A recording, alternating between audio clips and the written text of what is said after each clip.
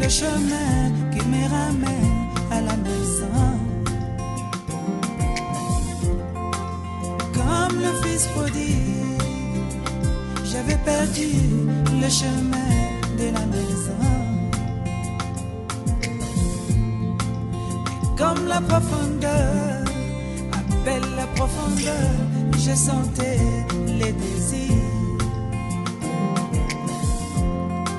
Un jour Jean-Baptiste, aplanissant le chemin et où il était lui-même la voix qui appelait pour entrer à la maison.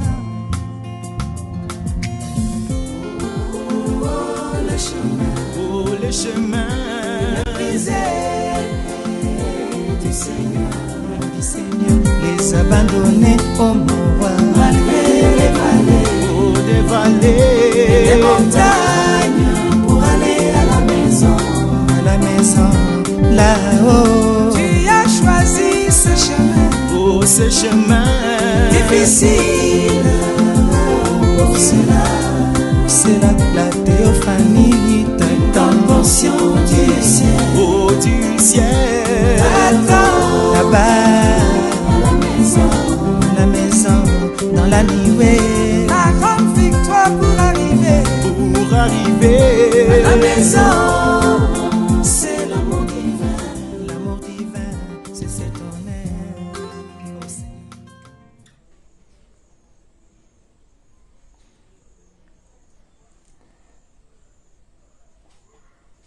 Bonjour, bonsoir, peuple de Dieu. Tel que j'ai toujours dit, ça dépend à l'ère à laquelle vous nous suivez. C'est notre chaîne YouTube Demoub TV. Je tiens énormément à vous remercier pour vos abonnements qui sont presque tous les jours. Vous vous abonnez. Et il y a ceux-là aussi qui continuent même à envoyer les liens à d'autres afin de pousser aussi les autres à s'abonner à notre chaîne. Il y a une chose, il y a une parole que j'ai pu prononcer pour vous, c'est simplement que Dieu vous bénisse sérieusement. Alors aujourd'hui, je reviens avec vous, c'est un petit partage, oui, que nous allons partager ensemble. Dès que j'ai toujours dit, une âme pour Christ, une âme est dans les besoins, une âme est affamée, elle doit manger. Voilà, ne les repas est là, les repas du Seigneur, qui est sa parole. Alors, sans tarder, sans prendre votre temps, vous voyez en haut de notre chaîne, vous voyez, c'est marqué là, Demoub TV, il y a même un message qui sont en bas des logos. Abonnez-vous, donc veuillez vous abonner massivement, ça nous fera énormément du bien. Parce que notre objectif est que ces partages soient une bénédiction. Et un petit rappel pour les autres, je ne suis pas pasteur, et je n'aspire même pas à être un pasteur, mais j'ai eu simplement ces fardeaux en moi, cette charge de partager avec vous quelque chose sur la parole de Dieu. J'aime parler du Seigneur. Parce que s'il y a quelque chose de mieux, il faudrait parler tout le jour, c'est pas la politique, c'est pas la science, c'est la parole de Dieu. La parole de Dieu déjà nous avertit sur tout ce qui nous arrive. C'est pas sur les guerres qui se passent aujourd'hui que tu feras débat, pour toi la parole de Dieu a déjà prédit cela. C'est pas par rapport à ce qui se passe aujourd'hui que ça va t'étonner. Et pourtant, un bon chrétien, c'est déjà que tout ceci a été averti dans la Bible. Alors, sans tarder, nous allons prendre un passage biblique. 2 Corinthiens, chapitre 12, verset 8. J'ai lu au nom du Seigneur Jésus-Christ. 3 fois, j'ai prié le Seigneur de l'éloigner de moi, et il m'a dit, ma grâce te suffit, car ma puissance s'accomplit dans la faiblesse. Je me glorifierai donc bien plus volontiers de mes faiblesses, afin que la puissance de Christ repose sur moi. Là, c'est Paul. Il dit 3 fois qu'il a prié le Seigneur pour éloigner ce qu'il avait comme défaut en lui. Mais la réponse que l'Éternel lui a donnée, il a dit, sa grâce lui suffit. Oui, la grâce. Mon frère, à quoi ça servirait de prendre soin de ce corps et de ne pas prendre soin de ton âme? Ce corps, c'est une poussière. Mais après ce corps, nous revêterons un autre corps, la théophanie. Un corps qui ne mourra point, un corps qui ne connaîtra plus la famille. Un corps qui ne serait plus infecté par le coronavirus. Alors, le sujet d'aujourd'hui que j'aimerais aborder, c'est quoi? C'est la force parfaite par la faiblesse parfaite. Donc, la force de Dieu se manifeste dans ta vie, dans ta faiblesse. Maintenant, beaucoup de gens prennent l'église comme un lieu. Pour certains, c'est pour aller cacher leur bassesse. Pour les autres, c'est pour aller découvrir ses faiblesses. Voilà un humble serviteur. Voilà un enfant digne. À l'église, si nous partons, c'est pour découvrir les faiblesses. Et pour placer maintenant notre confiance à celui qui est fort, c'est Dieu, l'Éternel. Nous allons à l'église, c'est pour ça. Nous n'allons pas à l'église parce que nous sommes parfaits. Si tu es parfait, mon frère, ma soeur, ça ne sert plus à rien d'aller à l'église. Si nous étions tous parfaits, mais les pasteurs fermeront tous les églises et resteront à la maison. Mais si ton pasteur se démène chaque dimanche pour t'apporter la parole, c'est parce qu'il sait qu'il y a toujours une faiblesse qui te colle. Alors il ne peut pas arrêter, il doit parler de la parole de Dieu jusqu'à ce que tu abandonnerais, jusqu'à ce que Dieu prendra la dominance de tout ton être. Et les petites choses que nous faisons, c'est pourquoi nous devons aller à l'église. Hein? C'est pourquoi nous devons aller à l'église. Nous allons à l'église pour découvrir nos mauvais côtés. Nous allons à l'église pour voir combien nous sommes petits. Et placer notre confiance en quelqu'un qui est fort. Il y a une seule personne qui est forte, c'est Jésus.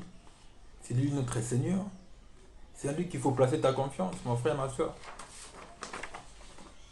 Parce que Dieu travaille toujours avec celui qui cherche à s'éloigner de la chose. Je m'explique. Quand tu te crois grand, quand tu te crois important, peut-être pour accomplir cette œuvre de Dieu, Dieu ne t'utilisera jamais. Mais Dieu prendra plutôt celui-là qui se sent plus petit que toi. Celui qui ne se sent pas digne d'exécuter ces tâches-là. C'est celui-là que Dieu choisirait pour même faire la chose. Ce n'est pas en te considérant grand que tu vas réaliser cette tâche. Certains pensent que je suis pasteur. Pour être pasteur, c'est parce que j'ai beaucoup étudié, je dois être pasteur, parce que je sais lire la Bible, je connais les versets en tête. Mais là, tu te regardes, toi, mais regarde ce que Dieu regarde en toi. Il faut d'abord te voir petit. Parce que Dieu cherche toujours à travailler avec ceux qui sont incapables. J'ai un vaillant héros, mais il a dit, mais qu'est-ce que je fais? Je n'ai jamais combattu. Pourquoi tu m'appelles vaillant? Il ne sait même pas comment on combat. Mais Dieu lui a choisi dans sa faiblesse. C'était sa faiblesse, il ne savait rien. Il n'avait rien. Il avait un manque de savoir sur les tactiques de combat, de guerre. Même les prophètes Branham disent cela de la prédication, la même prédication, la force parfaite, la faiblesse parfaite, au paragraphe 49. Il dit, si vous remarquez bien dans la Bible, ce sont toujours les gens qui cherchent à s'éloigner de la chose que Dieu utilise.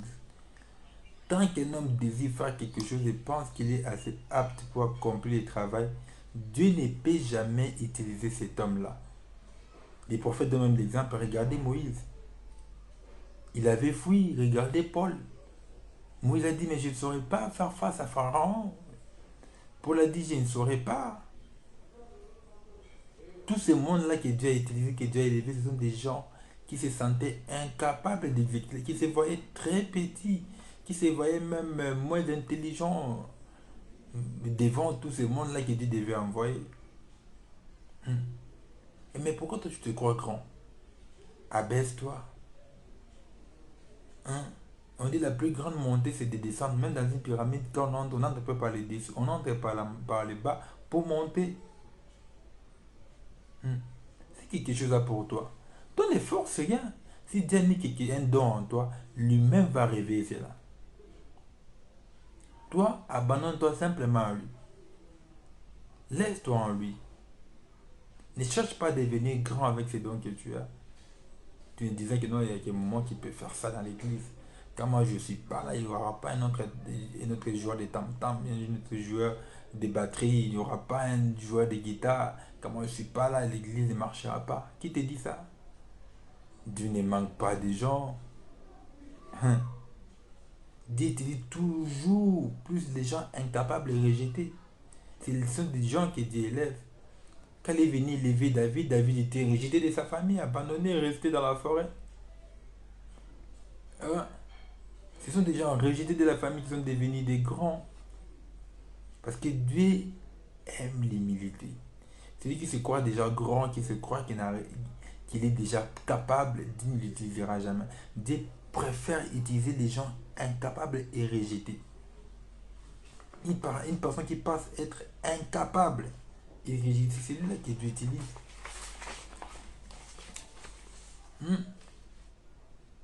Maintenant, comment est-ce que tu laisseras Dieu t'utiliser? Voici les points que tu dois connaître. Voici les points si tu veux que Dieu t'élève, si tu veux que Dieu te rende grand. Voici les points que tu dois connaître dans ta vie. Mon frère, ma soeur, tu me suis. Voici les points. Premièrement, nous devons être mis à mort afin de revivre. Être mis à mort en Christ. Mort en Jésus-Christ. Mort de nos erreurs. Mort avec notre orgueil. Tout ce qui t'éloigne de Dieu. Il faut mourir en ça et ressusciter et revivre. Mourir en Christ, c'est ça. C'est se repentir, reconnaître que tu es petit. Donc, il faut que tu sois mis à mort spirituellement et puis ressusciter. Quand tu auras une vie nouvelle, une nouvelle prise, tu auras un nouvel espoir, tu auras une nouvelle expérience. Tu as d'abord besoin de te rabaisser, de te laver d'abord. Comme je peux dire, un besoin de deuil. Donc, un jour de deuil. Donc, au milieu, dans le milieu, tu dis, Seigneur, pardonne-moi, je ne peux pas. Je suis incapable. Voici des erreurs, je suis conçu dans l'iniquité. C'est là. Et les deuxième point que tu dois savoir, ne compte pas sur tes émotions, mais confie-toi en Dieu. Parce que les diables peuvent aussi te donner des émotions. Ne dis pas que non, dès que j'ai senti comme ça, c'est que j'ai un don. Dès que j'ai senti comme ça, c'est que c'était vraiment Dieu. Qui te dit ça? Si c'est maintenant les diables. Si c'est les diables. Tu connais encore les enfants là, ces gens qui ont imité les prophètes, qui sont partis chasser les esprits impurs. Ils pensaient, ils étaient saisis par les émotions. Ils ont dit, nous aussi nous sommes capables de les faire.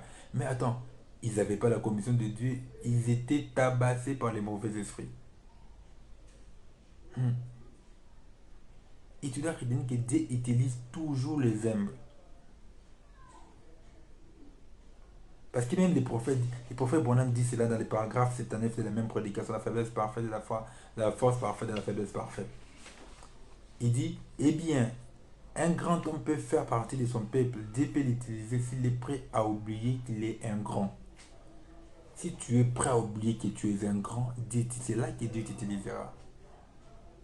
Si vous êtes prêt à oublier que vous êtes un grand homme et à devenir un homme de rien, alors Dieu peut vous utiliser et faire de vous un grand homme. D'abord, il vous faut oublier que vous êtes très important. Ne te dis pas que dans ton église, c'est toi qui es très important. Mon frère, confie-toi d'abord en l'Éternel. Abandonne-toi en lui. C'est lui la force. C'est lui ta force. Parce que ce ne sont pas par... Maintenant, tu te crois grand. Si tu arrives maintenant au ciel, on te dit que non, tu ne peux pas entrer. Voilà ce que tu as fait. Tu n'as pas l'amour du prochain. Voilà. Abandonne-toi. Pourquoi? Parce que vous voyez les moi, dit. Les moi là, les moi. C'est toujours moi. Il n'y a que moi qui peux cultiver dans l'église. Il n'y a que moi qui peux soutenir les pasteurs. Il n'y a que moi qui peux faire ça. C'est ça qui met Dieu hors de toi. Hors de ta vie. C'est ça qui met Dieu hors de ta vie. Qui que tu sois, quand tu fais trop les moi, tu mets Dieu déjà hors de ta vie. Dieu n'aime pas cela. Dieu aime les hommes. Le prophète Bonham l'a dit, que Dieu bénisse l'âme de notre prophète. Il dit, le plus grand ennemi de sa vie, c'est d'abord lui-même. Comme moi là, Nathan, le plus grand ennemi de ma vie, Nathan, c'est d'abord moi-même, Nathan. Si d'abord je suis le plus grand ennemi de moi-même, c'est d'abord moi. Avant que je vois quelqu'un, c'est d'abord moi-même. Qu'est-ce qu'il veut faire comprendre les prophètes par là? Je lis au paragraphe 99, il dit, j'ai souvent dit, mon plus grand ennemi, c'est William Branham. C'est lui qui fait obstacle à Dieu. C'est lui qui devient paresseux. Celui qui en arrive parfois à penser qu'il peut faire quelque chose à ce sujet. Et quand il le fait, cela enlève Dieu du tableau. Mais quand je peux me débarrasser de ces gars-là, quand je peux les mettre hors du chemin, c'est alors que Dieu peut venir et faire des choses dont William Branham ne sait rien. C'est Alors qu'il peut utiliser n'importe qui parmi vous. Il peut utiliser n'importe qui quand nous nous retirons du chemin. Mais tant que nous sommes sur le chemin, alors nous ne pouvons rien faire. Mon frère, ne pense pas que ta marche de tous les jours, tu vaincras, tu seras vainqueur avec toi-même. Écarte-toi du chemin, laisse Dieu devant. Toi, suis ses pas. Ne dis pas que non, toi, tu as vaincu les péchés. Ne dis pas que toi, tu es toi l'homme le plus saint du monde. Pourtant, nous sommes conçus dans l'iniquité. C'est une grâce. Implore toujours la grâce de Dieu. Laisse Dieu marcher devant de toi. Mais quand toi, tu te places toi-même d'abord, là, en tout cas, tu n'avanceras pas. Peut-être tu crois avoir les ministères, tu crois être un bon pasteur, mais tu vas tomber dans peu de temps. Tu crois être les grands musiciens, mais ton don n'ira pas loin. Tout ce que tu feras n'ira pas loin. Parce que Dieu n'est pas dedans, tu vas écarter Dieu du chemin. Mais rabaisse-toi, laisse Dieu prendre les devants. Hmm. Parce que, tu vois, quand Adam et Ève ont péché, ils ne se sont pas vus grands. Ils ont déjà regretté, ils se sont vus très petits, ils ont reconnu. Même les diables pensaient avoir, croyaient qu'il a gagné Adam et Ève. Il a crié que non, ils étaient devenus ses disciples. Mais dans Genèse 3, 21, tu verras que quand tu vois dans ta Bible, dans Genèse 3, 21, il dit que non. Tu vois que Dieu a fait à Adam les habits des troupeaux, les habits de peau d'animal. Et puis il les a revêtis. C'est ça, mon frère. Quand nous regardons ces grands hommes de la Bible, même Moïse était faible quand Dieu lui avait utilisé à l'âge de 80 ans. Mais vous pouvez prendre ça même dans Exode 3.10. Il est dit, dans Exode 3.10, il est dit, maintenant, va, je t'enverrai auprès des pharaons et tu feras sortir d'Égypte mon peuple, les enfants d'Israël. Vous savez la réponse de Moïse au verset 11, qu'est-ce qu'il a dit? Moïse dit, non, mais qui suis-je pour aller vers Pharaon? Qui suis-je? Et pour faire sortir les enfants d'Israël. Moïse se voyait petit pour faire ça. Mais est-ce que tu étais toi aujourd'hui, tu dirais quoi? Et que toi qui te crois grand? Moïse a dit, mais je ne saurais pas. Mais Moïse a grandi où? Dans la maison royale, il connaissait les tactiques du combat. Mais il a dit, mais je ne saurais pas faire face. Ben, il savait que ce n'était pas facile de libérer le peuple face à Pharaon. Donc Dieu ne peut pas utiliser les capacités naturelles. Moïse avait cette connaissance, cette tactique de combat, mais cela importe peu à notre Dieu. Ce n'est pas ton intelligence là qui fera marcher l'église de Dieu. Ce n'est pas ta capacité physique qui fera avancer les peuples de Dieu, non. Abandonne-toi à Dieu, qu'il lui-même puisse te donner ses capacités à lui. Tu verras que tu feras face aux tentations, tu feras face à toutes les tactiques du diable. Moïse, quand Dieu lui a dit, tu vas aller libérer Moïse, c'est possible. Il dit, mais attends, Dieu. Hein? Il a présenté à Dieu les différentes faiblesses qu'il a. Tu vois un homme humble. Est-ce que toi, tu vas aller les faire? Regarde-toi comment tu te comportes. Comment tu es parmi tes amis, comment tu es dans les quartiers, comment tu es à la fac, comment tu es dans la vie courante, au travail, au milieu professionnel. Tu te crois toujours que c'est toi. Moïse a dit, mais je n'ai pas de sagesse, je n'ai pas d'autorité, je n'ai pas d'éloquence, je n'ai pas la capacité, je n'ai pas de succès. Et puis je serai contesté. Non, mon frère. Mais quand Moïse a laissé Dieu entrer, nous connaissons tous la suite de l'histoire. Il a réussi à libérer les peuples d'Israël de l'esclavagisme après beaucoup et tant d'années. Il faut revenir à Dieu après chaque échec. Moïse n'avait pas marché, il a quitté, il a fui l'Égypte. Il est parti en désert, mais quand il a mis Dieu devant, il est revenu. Quand il s'est remis à Dieu, Dieu lui a dit, vas-y, toi aussi, il faut revenir après chaque échec. Ne reste pas là.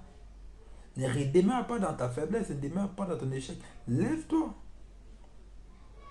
Quand tu te rends compte que tu as échoué, reviens simplement avec humilité à ton Dieu. Dis, Jésus, je reconnais avoir tombé, je reconnais avoir failli.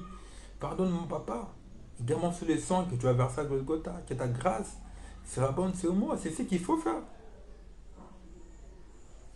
Mais il ne faut pas que non, tu te dis, bon, tu te dis, voilà, tu ne veux même pas reconnaître que tu as tombé, tu ne veux même pas reconnaître que non, tu as failli. Tu te crois grand.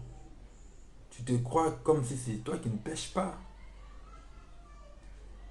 Simplement parce que c'est une difficulté pour beaucoup de serviteurs de Dieu de demander pardon.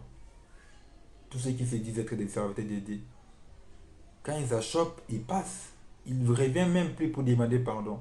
Lui, il se croit que non, pour lui, ça va. Mais attends, soyons humbles. Reconnaissons aussi.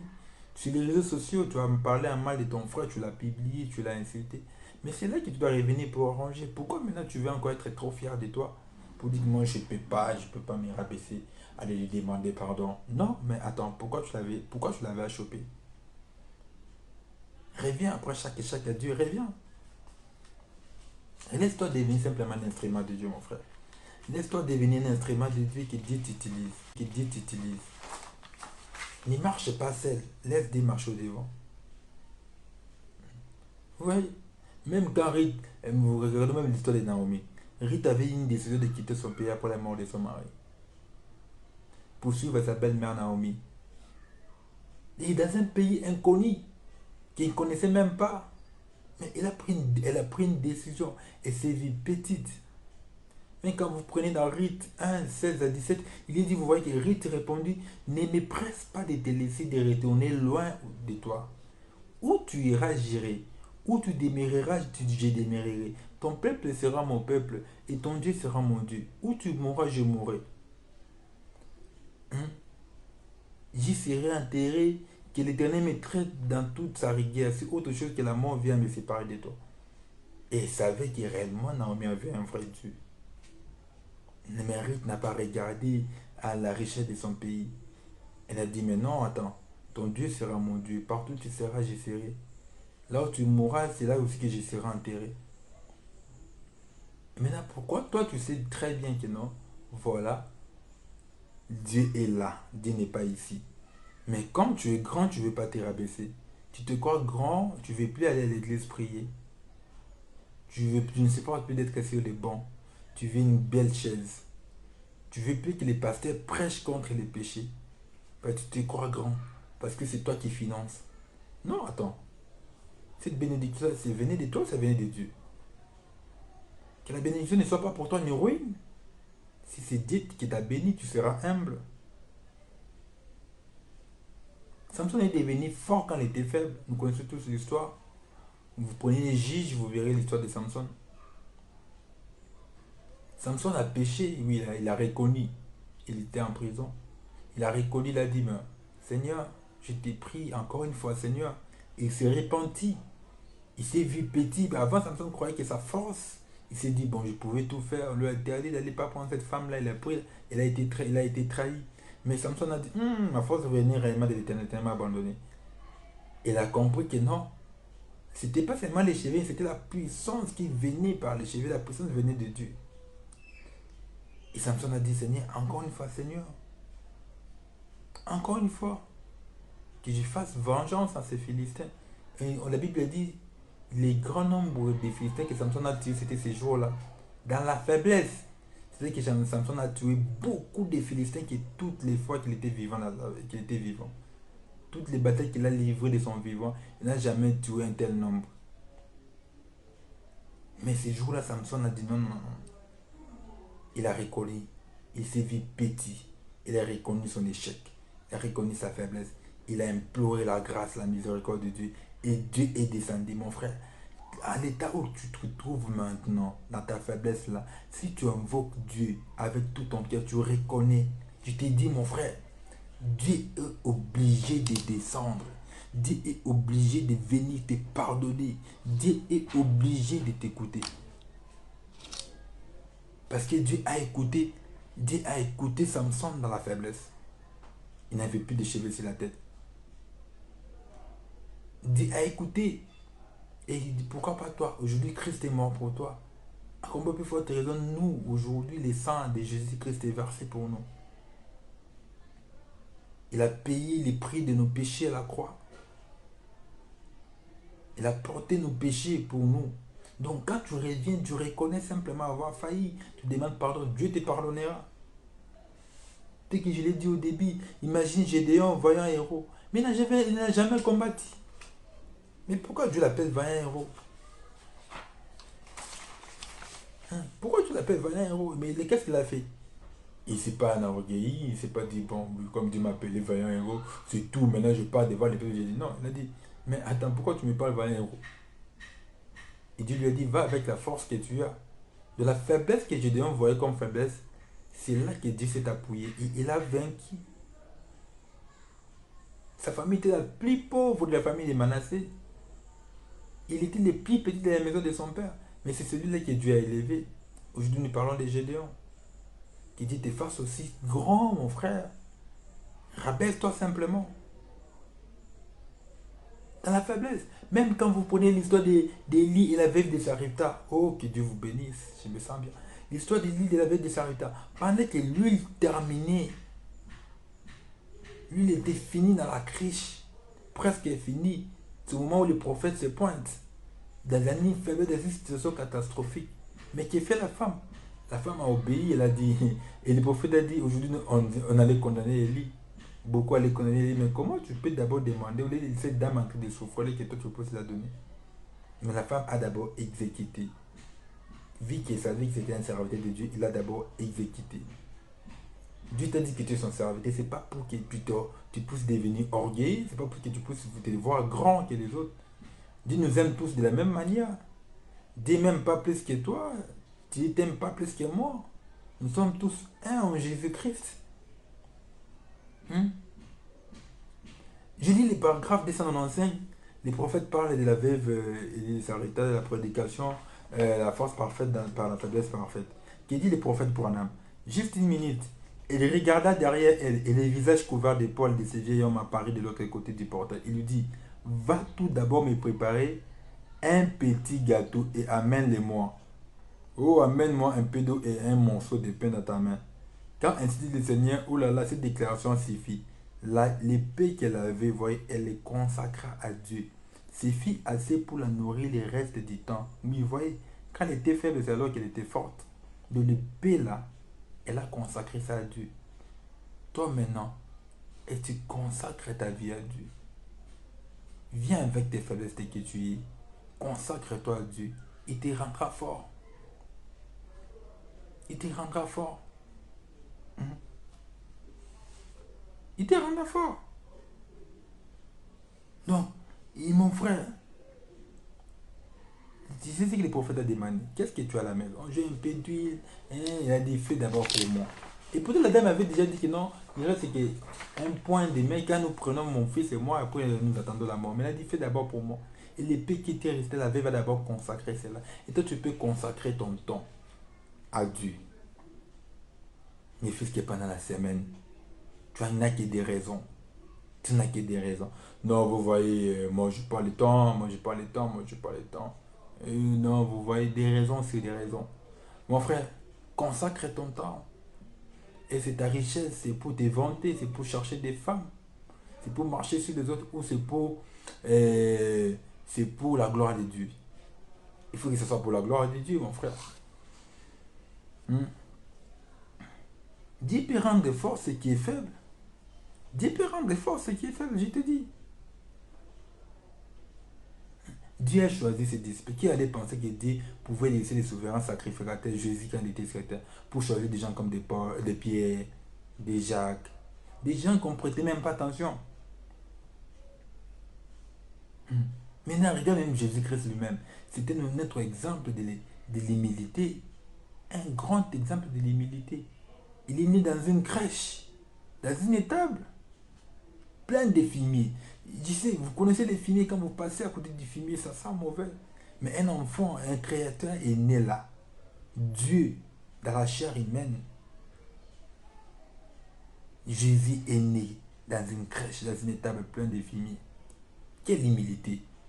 Est-ce que si c'était toi, tu accepterais que ta femme puisse mettre au monde dans des genres de conditions? Mais voilà l'exemple de notre humilité. Je ne dis pas que non, malgré les moyens que tu as, tu dois sacrifier. Non, non, c'est pas ça. Mais en tout, il faut d'abord consulter Dieu. Mettre d'abord Dieu au devant de tout ce que tu fais. Consulte d'abord l'Éternel. Dieu t'a béni. C'est pas pour que tu puisses marcher sur la tête des autres. C'est pas pour aller prendre les femmes d'autrui.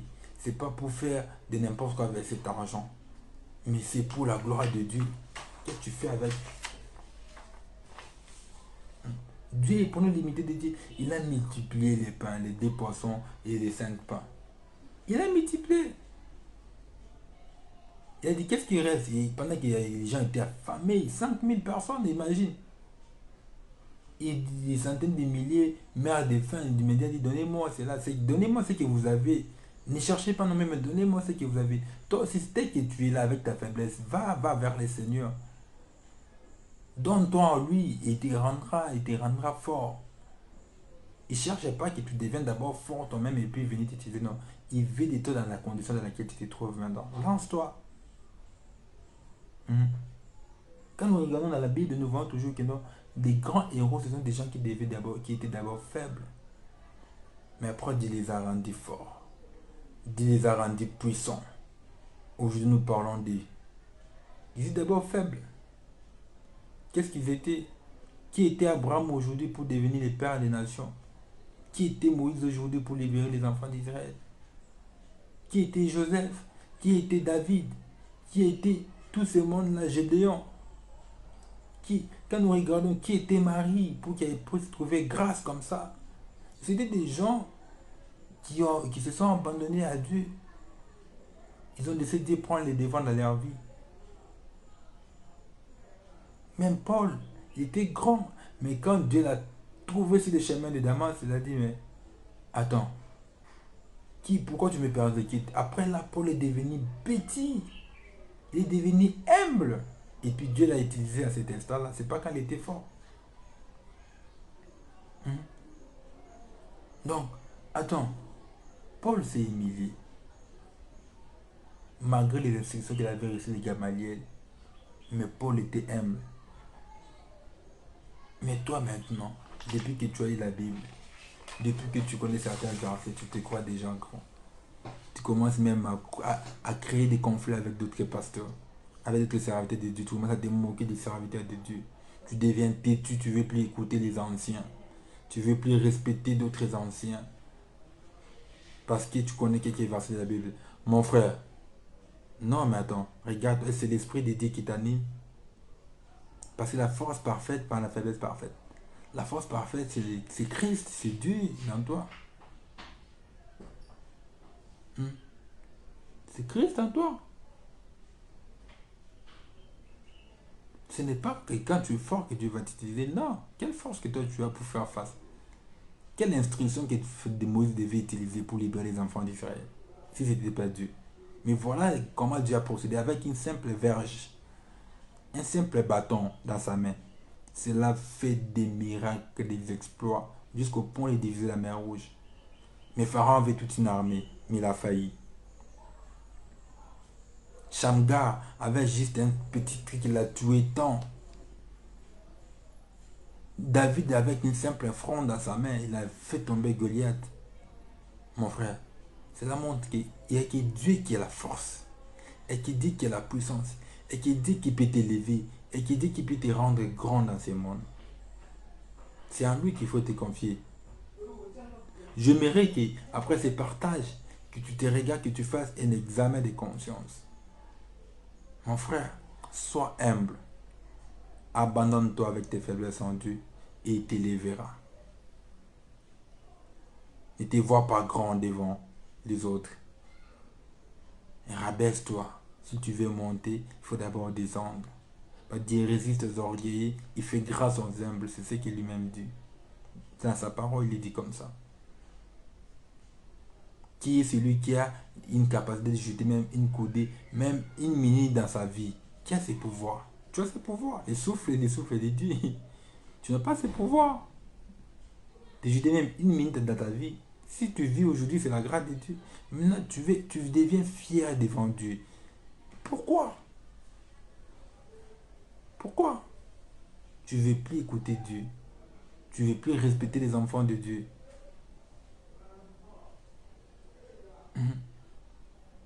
Attention, n'achète pas les enfants de Dieu, sois humble. Considère tout le monde. Aimez-vous les uns les autres. C'est ce que la Bible nous demande. Toutes les fois que vous avez fait assez, c'est à moi que vous l'avez fait. Ne méprise pas ceux qui manquent des moyens. Ne te manque pas de ce qui manque. Si tu as la capacité de les aider, aide-les. Rabaisse-toi, mon frère. La force parfaite par la faiblesse parfaite. Que Dieu te bénisse. Que Dieu nous aide à le mettre au devant, de nous écarter des chemins, mais de laisser lui dans les chemins et de s'ouvrir que c'est pas à lui. Là, nous serons victorieux. Nous serons des héros comme les Gédéons, comme les Moïse, comme des Paul, comme des David. Que Dieu vous bénisse richement.